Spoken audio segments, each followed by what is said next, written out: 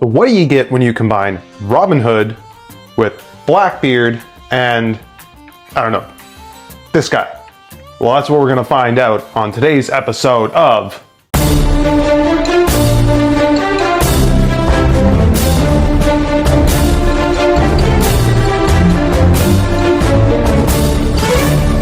KLAUS STÖRTEBEKER was a German folk hero who was called a merchant, a privateer, and a violent entrepreneur, which is the coolest name for a pirate ever. I'm going to start calling them that from now on.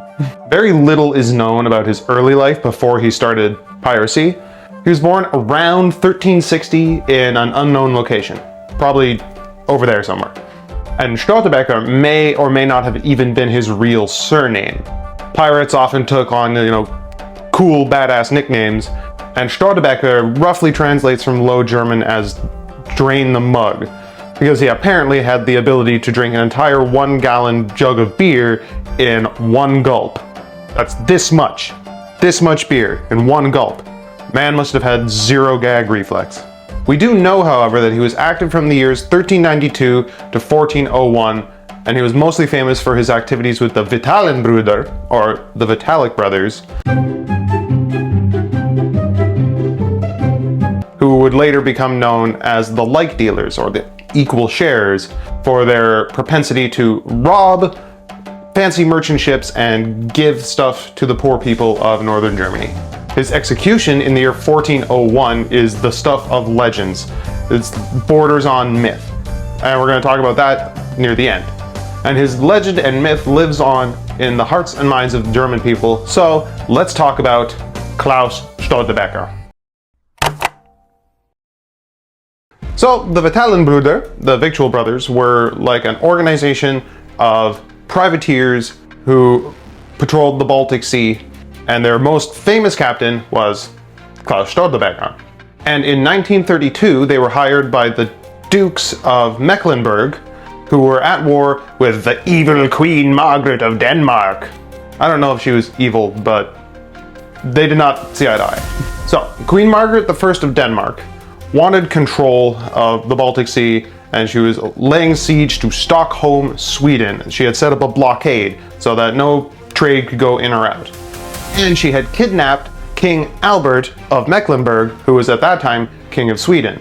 And because King Albert was from their hometown, the Dukes of Mecklenburg hired the Vitalik Brothers to throw a wrench into Queen Marge's plans. So they hired the Vitalik Brothers to wage a war at sea against Denmark.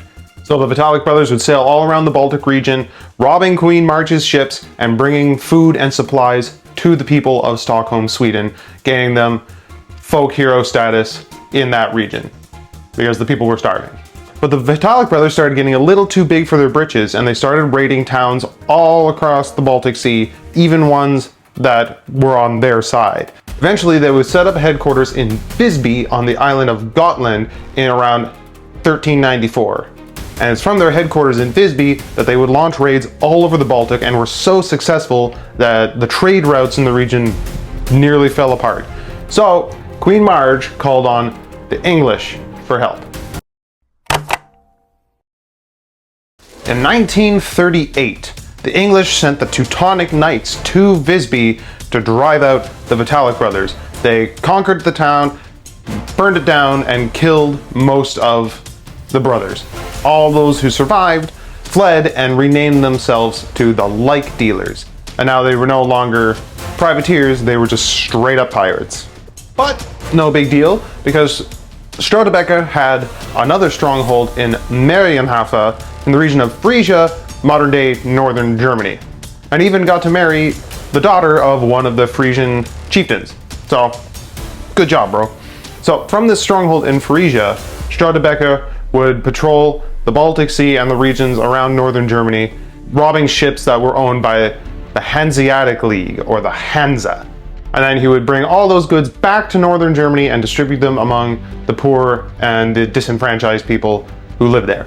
The Hanseatic League was a collection, or a corporation, you might say, of rich merchant sailors and merchant towns who had territory all around the Baltic, and they had a lot of power in the region. They would trade goods and soldiers back and forth, and they didn't charge taxes to anyone who was in the league, and they pretty much controlled the trade in the Baltic at that time. And they had initially supported the Vitalik Brothers because they didn't really like Queen Marge of Denmark. She was trying to reduce the power of the Hanseatic League. So they initially supported them in the fight against the Danish. But now the pirates had turned on them and were really wreaking havoc with their trade. So they wanted something to be done about it. Enter Simon of Utrecht. In 1401, Simon sailed out of Hamburg on his ship De Bunte Koe, the colorful cow, which is, sure, that's a name for a ship, I guess. And he would eventually catch up to Störtebeker's crew around the islands of Heligoland, also in the north of Germany. So the pursuit and battle with Störtebeker lasted about 3 days until allegedly one of his crew turned traitor and poured molten lead onto the ship's rudder chain, making it basically a sitting duck.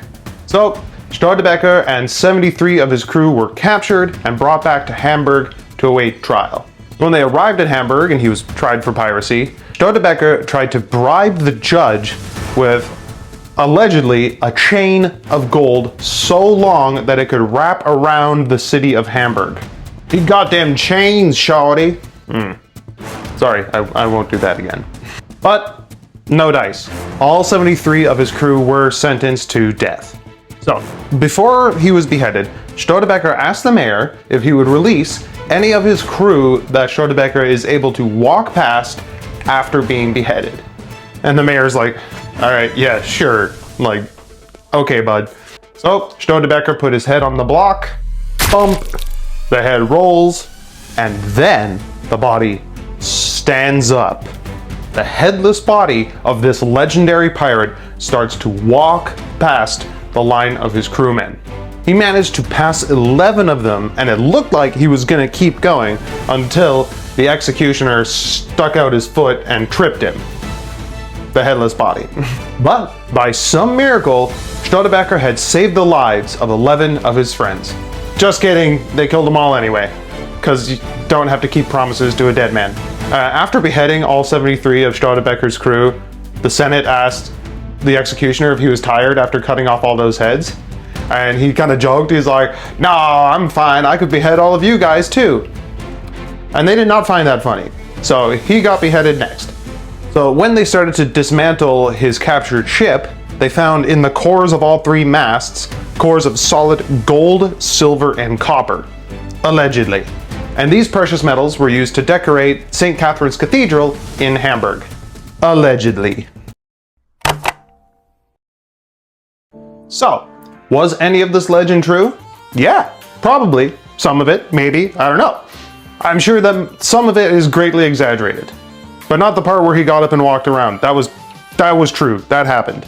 Regardless of whether it's true or not, KLAUS STÖRTEBEKER remains a legendary hero in the hearts of the German people, and there are many statues erected in his honor around Germany in cities like Hamburg and Marienhof.